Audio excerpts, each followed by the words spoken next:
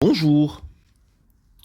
Aujourd'hui, nous abordons un second exercice d'algèbre linéaire pour classe préparatoire. Cet exercice est le suivant. Soit E un espace vectoriel de dimension finie n et F un endomorphisme de E qui vérifie f carré moins 4f plus 3 identités égale à 0. Nous souhaitons montrer que f est diagonalisable. Alors, pour cela, remarquons que puisque f carré moins 4f plus 3id égale à 0, x carré moins 4x plus 3 est un polynôme annulateur de f. Ses racines sont 1 et 3.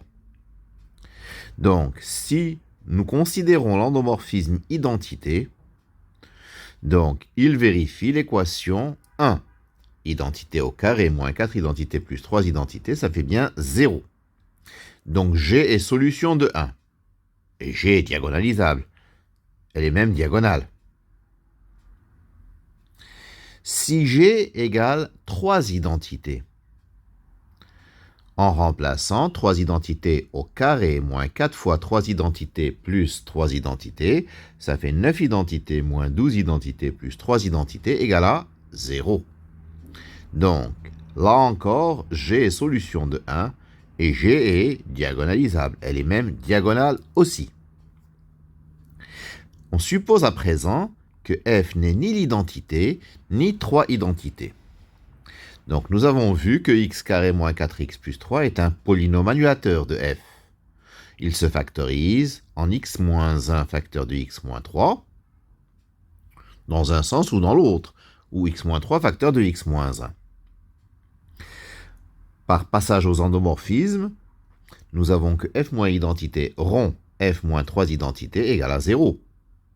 Et aussi f moins 3 identité rond f moins identité égale à 0. Alors une petite remarque, si f et g sont deux endomorphismes qui vérifient f rond g égale à 0, nous avons que l'image de g est incluse dans le noyau de f. Grâce aux relations juste au-dessus, nous avons que l'image de f moins 3id est contenue dans le noyau de f moins id, et l'image de f moins id est contenue dans le noyau de f moins 3id. Or, puisque nous avons supposé que f n'est pas 3 identités, c'est que l'image de f moins 3 identités n'est pas réduite au vecteur nul. Par conséquent, le noyau de f moins identité n'est pas réduit au vecteur nul. Par conséquent, ce noyau de f moins identité est un sous-espace propre. Et par conséquent, 1 est une valeur propre de f. De même, puisque f n'est pas l'identité, im de f moins identité n'est pas le vecteur nul. Donc, le noyau de f moins 3 identité aussi n'est pas le vecteur nul. Donc 3 est une valeur propre de f. Donc les deux noyaux, celui de f moins 3 identité et celui de f moins identité, sont des sous-espaces propres. Ils sont en somme directe, en effet. Leur intersection est réduite à 0. Si je prends un élément dans l'intersection, alors il appartient aux deux à la fois. Le fait qu'il appartienne au noyau de f moins 3id, ça veut dire que f de x vaut 3x. Et le fait qu'il appartienne au noyau de f moins id, ça veut dire que f de x vaut x. Donc x égale 3x et donc x égale à 0. Cette intersection est donc réduite au vecteur nul. Alors, nous allons montrer à présent que E est somme de ces deux sous-espaces. Par conséquent, si E est somme de ces deux sous-espaces qui sont en somme directe, c'est que donc ces deux sous-espaces sont supplémentaires. Et par conséquent, F sera diagonalisable. Donc pour montrer que E est somme de ces deux sous-espaces, nous allons utiliser le théorème de Bezout. Que je rappelle, si A et B sont deux polynômes premiers entre eux, il existe deux polynômes U et V de R de X qui vérifient AU plus BV égale 1. Ici, x-1 et x-3 sont premiers entre eux. Il existe donc deux polynômes u et v, tels que x-1 fois u plus x-3 fois v égale 1.